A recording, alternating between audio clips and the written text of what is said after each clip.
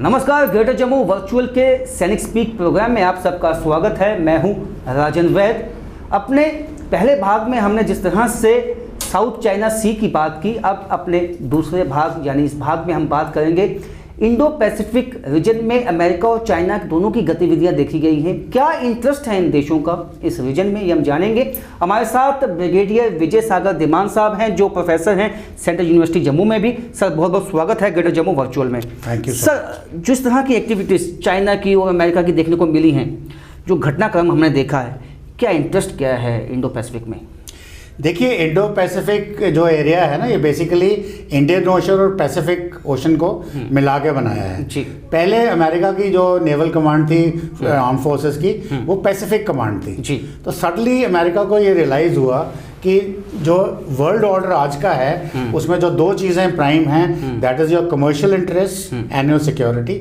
उसमें Indian ocean एक बहुत बड़ा मेजर रोल अदा करता है जी जी जी। क्योंकि वर्ल्ड का जितना ट्रेड है, चाहे वो यूरोपियन यूनियन से है जो अटलांटिक के क्रॉस से आता है, वो मेडिटेरेनियन सी से होकर सुएज कैनाल से रेड सी में इंडियन ओशन से गुजर के फिर वो साउथ चाइना सी या पैसिफिक ओशन में जाता है बाकी कंट्रीज को। यानी कि कमर्शियल जो ट्रेड है almost about 60% of the commercial trade passes through this area. ठीक। और जितना भी मिडिल ईस्ट का ऑयल है उसका ऑलमोस्ट 80% जो है वो इसी इलाके से जाता है। अच्छा। तो ये एक किस्म का अखाड़ा बन गया हुआ है कि जो इस एरिया को कंट्रोल करेगा वो कमर्शियल शिपिंग को या ऑयल की जो ट्रेड है उसको इंटरडिक्ट कर सकता है दूसरे कंट्री के ऊपर, वो उसको इन्फ्लुएंस कर सकता है। तो इसलिए जैसे मैंने आपको बताया, साउथ चाइना सी में भी एक ही उसकी एंट्री थी, और जो अंडमान निकोबार कमांड है that lies in the Indian ocean. तो हमें चाइना को लगता था कि अगर ये अंडमान निकोबार कमांड से इंडिया अपनी फोर्सेस को स्ट्रेंथन करता है तो वो चाइना का जो इफेक्ट है साउथ चाइना सी पे उसको इफेक्ट कर सकता है। तो इस तरीके से ये इंडियन ओशन का जो एरिया है, अरेबियन सी है या बे ऑफ बंगाल है, ये सारा मिला करके जो है ये इफेक्ट करता है साउथ चाइना सी में चाइना को। तो चाइना इसलिए एक यहाँ का बहुत मेजर प्लेयर बन जाता है। अब चाइना की जो मैंने आपको बताया लास्ट एपिसोड में, मैंने आपको बताया था कि उनकी पॉलिसी है हेजमोनिस्टिक आइडियाज, अपनी टेरिटरी बढ़ानी है, फिर उन्होंने रिलीजियस इंपीरियलिज्म करना है, इकोनॉमिक टेररिज्म करना है हड़पने के लिए। तो उसी तरीके से इस इलाके में चाइना अपना वर्चस्व चाहता था। तो पहले उन्होंने क्या किया, ईस्ट अफ्रीका में अपने कुछ बेस बनाए, येमेन में बनाए। तो पहले वहां तक ठीक था, क्योंकि जब उनसे पूछा गया कि आपको इतनी दूर आगे अपने नेवल बेस बनाने की क्या जरूरत है, तो उन्होंने बोला कि हमें यहाँ पे एंटी पायरेसी के लिए हमें करना जरूरी है। तो वो तो समझ में बात आती। उसके बाद उन्होंने अपना ये जो चीज था मालदीव्स में किया। मालदीव्स ऑलमोस्ट उनके ग्रिप में आ गया था। फिर उन्होंने श्रीलंका में किया। हम्बनतोता में अगर आपको पता हो, आज हम्बनतोता 99 ईयर्स की लीज पे है टू चाइना, मींस को चाइनीज टेरिटरी बन चुका है। उस पोर्ट पे कमर्शियल उसकी कोई वैल्यू थी ही नहीं, वो सिर्फ स्ट्रेटेजिक वैल्यू थी, मिलिट्री वैल्यू थी। और किस तरीके से उन्होंने जो श्रीलंका की लीडरशिप को अपने दबाव में लिया, क्योंकि वो जो उनके उस वक्त राष्ट्रपति थे उनकी कंस्टिट्यूएंसी थी, उन्होंने सोचा शायद एरिया डेवलप हो जाएगा। एरिया डेवलप तो हुआ पर उसमें कमर्शियल रिटर्न ऑन इन्वेस्टमेंट तो था ही नहीं। तो वो कहां से आता? तो जब वो रिटर्न ऑफ इन्वेस्टमेंट नहीं आया तो वो उनका लोन कैसे पेमेंट करेंगे? तो जब लोन पेमेंट करने की स्थिति में नहीं है तो उन्होंने बोला ठीक है, आप ये इलाका जो है 99 ईयर्स की लीज पे हमको दे दीजिए। मतलब कि 99 साल तक वो अब चाइनीज टेरिटरी है। वो वहां पे अपना नेवल बेस बनाए, एयर बेस बनाए, अपने हथियारों को रखे, जो मर्जी करें। इंडियन ओशन में जो उनका कंट्रोल है उनको एक बेस आगे मिल गया। इसी तरीके से उन्होंने सीपैक जो बनाया है, China economic Pakistan economic corridor, जो आपका ग्वादर बेस है वो भी पूरा का पूरा चाइनीज कॉलोनी है, चाइनीज मिलिट्री बेस है। साथ में कराची के सामने जो दो आइलैंड थे वो उन्होंने चाइना को ऑलरेडी हैंड ओवर करा दिए हैं, एक सीपैक अथॉरिटी बना करके। उसके अलावा बांग्लादेश में म्यांमार में चाइना ने उनको बोला कि हमारी डीजल वाली पुरानी सबमरीन फ्री ले लीजिए, हम उनको ऑपरेट भी करेंगे, उसकी फैसिलिटीज भी देंगे। यानी कि वहां पे चाइनीज आदमी ऑपरेट करेंगे, चाइनीज इक्विपमेंट ऑपरेट करेगा, और जो नेवी है उस कंट्री की उसको उसने वो चलाने को दे दी सबमरीन। तो उससे क्या हुआ, चाइनीज प्रेजेंस, नेवल प्रेजेंस आ गई। कल को कोई प्रॉब्लम होती है तो चाइना वहां से अपनी फोर्सेस को कर सकता है। फिर पिछले 2 महीने पहले अगर आपने खबर सुनी हो तो आपको पता लगा होगा कि इस पूरे इंडियन ओशन में 200 सबमरीन चाइनीज की देखी गई at different places different timing. तो what is China doing all this? फिर एक स्वॉर्म ड्रोन्स होते हैं जो अंडर वाटर ऑपरेट करते हैं, वो किस लिए लगे अंदर, क्या कर रहे हैं वो? तो बेसिकली चाइना सारा जो है, जो सी के नीचे का सी बेड है, उसको मेजर कर रहा है, उसकी मैपिंग कर रहा है, ताकि कल को कोई कॉन्फ्लिक्ट होता है तो कम से कम वो उसको उसकी सबमरीन फ्लीट उसका ऑपरेट कर सके, उसका सरफेस शिप्स ऑपरेट कर सके। तो और साथ में ये बेसेस थाईलैंड में बेस, म्यांमार में, बांग्लादेश में, श्रीलंका में, उसके बाद आपका ये पाकिस्तान में, देन योर येमेन में, ईस्ट एशिया में, जिबूती में। तो इसको हम बोलते हैं स्ट्रिंग ऑफ पर्ल्स, जहां पे चाइना ने अपना बना लिए हैं। अब जब उसके स्ट्रिंग ऑफ पर्ल्स बनेंगे तो उसका कुछ काउंटर, सबसे बड़ा नुकसान किसको हो रहा है? इंडिया को, because India is the only chap जो उसकी एशियन रीजन में जो उनकी डोमिनेंस है उसको चैलेंज कर सकता है। अब इंडिया क्या करेगा? इंडिया के पास तो अभी तक ब्राउन वाटर नेवी थी, ब्लू वाटर नेवी अब बननी शुरू हुई है। हम एक्विजिशंस कर रहे हैं, हमारे पास हेलीकॉप्टर्स आ रहे हैं जो नेवल शिप से ऑपरेट करेंगे, नई सबमरीन्स आ रही हैं, नए हमारे प्रोग्राम है शिप बिल्डिंग के, हमारा एयरक्राफ्ट कैरियर भी बन रहा है। तो ये आस्ता आस्ता हो रहा है, but it will take time. तो मीनवाइल हमारी जो डिप्लोमेसी है, हमारी गवर्नमेंट की जो पॉलिसीज हैं, उन्होंने जाके मेडागास्कर में, मालदीव्स में, सेशेल्स में, फिर आपके ये जो इंडियन ओशन के सदर्न आइलैंड्स हैं, जगह जगह जा करके उन कंट्रीज के साथ एग्रीमेंट्स करके हमारी सर्विलेंस डिवाइसेस, रेडार्स हैं, वो ऑलरेडी इन प्लेस कर दी हैं कि अगर चाइना की कोई मिस एडवेंचर होता है, at least we come to know about it. कुछ जगह पे कॉन्ट्रैक्ट्स दे दिए हैं एयर बेसिस बनाने के लिए या एयरफील्ड्स बनाने के लिए। तो इस किस्म के जो हमारे जो हैं ओवरचर्स वो शुरू हो चुके हैं, तो उसको हम काउंटर कर रहे हैं with the help of against China. और साथ में डिप्लोमेसी लुक ईस्ट वाली हमारी जो है, अब बांग्लादेश चाइना का जो है समझ गया है, तो to some extent Bangladesh is neutralize, China के फेवर में इतना नहीं है।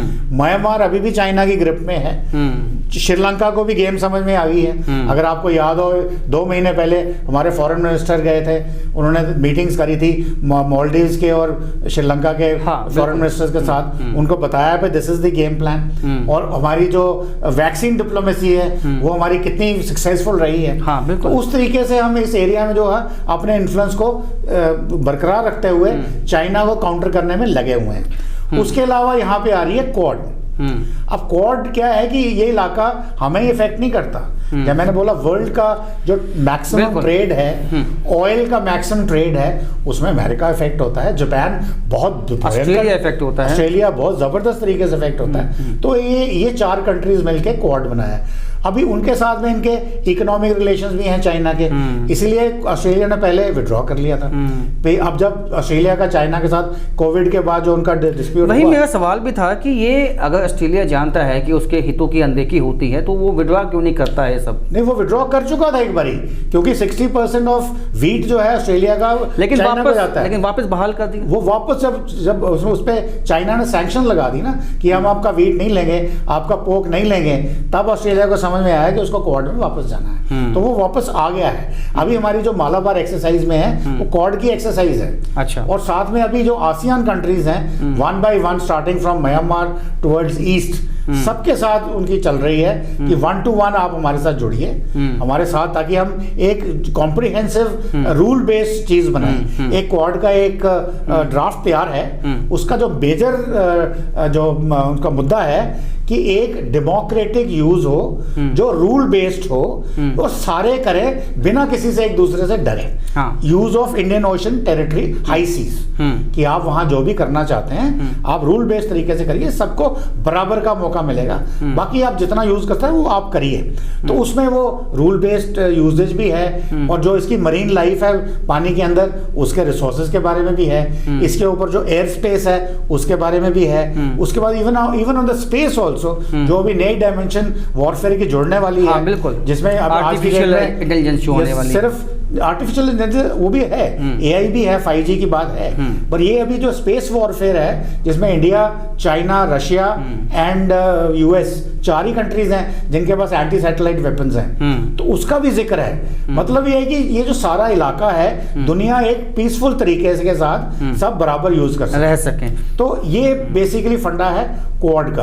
और क्वाड की जितने रिसोर्सेज हैं, अभी इसकी पॉपुलैरिटी इतनी बढ़ती जा रही है, सब कंट्री को रियलाइज हो रहा है कि अभी जैसे यूके ने बोल दिया है हम भी अपना एक पूरा एयरक्राफ्ट कैरियर ग्रुप यानी कि बहुत बड़ी स्ट्राइक फोर्स इंडियन ओशन में लॉन्च करेंगे। अच्छा। जर्मनी ने बोला है हम भी लॉन्च करेंगे। हालांकि जर्मनी का ट्रेड पैक्ट हो चुका है चाइना के साथ, उसके बावजूद लॉन्च करवा रहा है। उसके अलावा फ्रांस की जो न्यूक्लियर सबमरीन्स हैं वो ऑलरेडी देखी जा चुकी हैं, वो साउथ चाइना सी में भी घूमी है इंडियन। तो बहुत सारे कंट्रीज अपनी अपनी जो फोर्सेस हैं अपनी इंटरेस्ट में, वो इंडिया के फेवर में नहीं है, अपने इंटरेस्ट में, अपने कमर्शियल इंटरेस्ट में इसमें जुड़ रहे हैं और जुड़ते चले जा रहे हैं। तो उससे चाइना को एक बहुत बड़ा धक्का, सेटबैक मिला। लेकिन सर इसमें सवाल ये उठता है, जैसे आपने कहा कि सभी जो देश हैं वो अपने सबमरीन्स जो हैं इंडियन ओशन में लाए हैं, उनका अपना इंटरेस्ट देखते हुए हमें देखना है इंडिया का इंटरेस्ट। इंडिया का इंटरेस्ट किस में है? क्या थ्रेट है इंडिया को इससे? नहीं, थ्रेट इंडिया में तो है ना,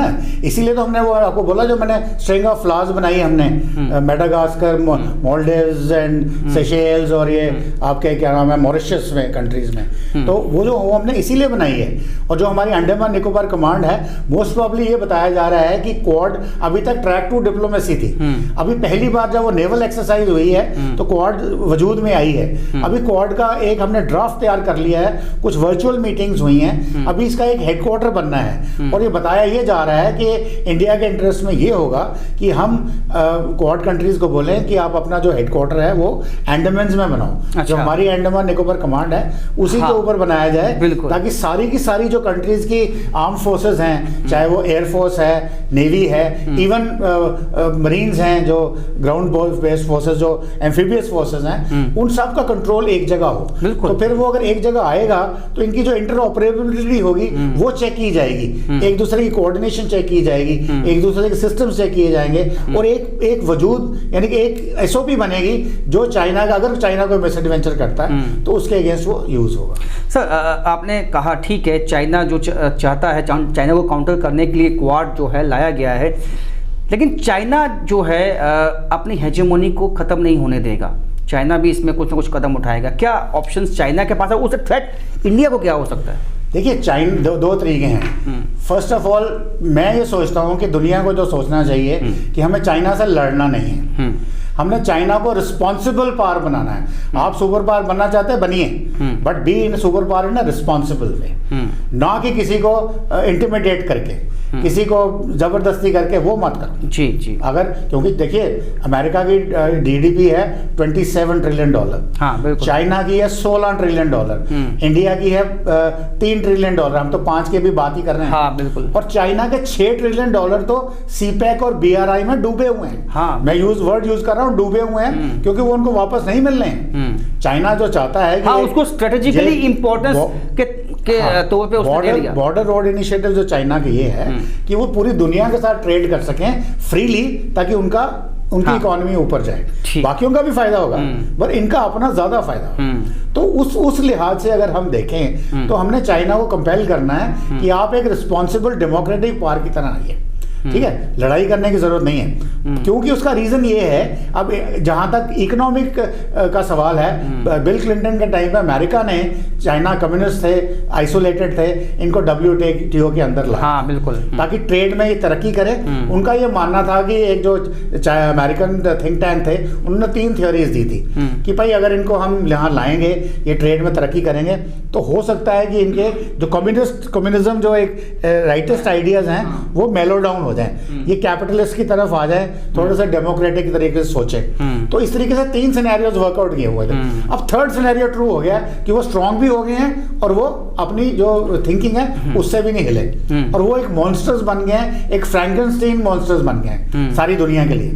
मगर थोड़ा सा मेरे ख्याल में चाइना मेरे एनालिसिस के हिसाब से कोई 10 साल जल्दी कर गया।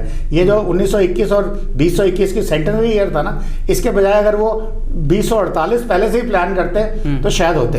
क्यों? क्योंकि उनकी जो इकोनॉमी $16 ट्रिलियन है और जितना भी बैलेंस ऑफ ट्रेड है दुनिया में, EU के साथ है, जर्मनी के साथ है, इटली के साथ है, स्पेन के साथ है, साउथ अमेरिकन कंट्रीज के साथ है, इंडिया के साथ है, वो सब चाइना के फेवर में है।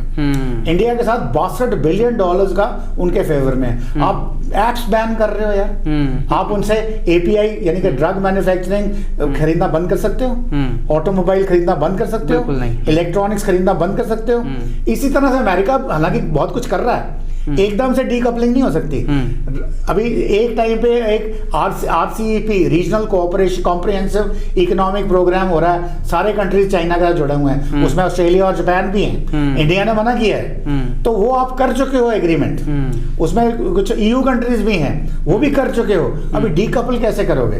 Decoupling is not that easy. हालांकि चाइना को हर्ट कर रहा है इस वक्त। अब चाइना का अलीबाबा जेल में है, जैकमा, ठीक है, हांगकांग की प्रॉब्लम बढ़ रही है, तो इस तरीके से प्रॉब्लम्स हैं उनकी, but then how do you decouple yourself? तो उसमें थोड़ा टाइम लगेगा। तो we have to tell him कि okay we will keep trading with you, but आप ऐसा करिए, आप रिस्पॉन्सिबल बनिए। आप ये जो हेजमोनिस्टिक आइडियाज हैं, इंटिमिडेटिंग आइडियाज हैं, बड़े भाई का रोल या स्कूल मॉनिटर का रोल मत करिए और बराबर करिए। बहुत बहुत शुक्रिया सर, काफ़ी अहम जानकारियाँ दी। तो जिस तरह से पैसिफिक इंडियन ओशन में क्या अमेरिका और चाइना का इंटरेस्ट है और भारत का इंटरेस्ट कैसे भारत के हितों की रक्षा होगी, ये तमाम विषय पे जो है काफ़ी अहम जानकारी जो है ब्रिगेडियर विजय सागर धीमान साहब ने दी है। तो फिलहाल मुझे इजाज़त दीजिए, देखते रहिए ग्रेटर जम्मू वर्चुअल।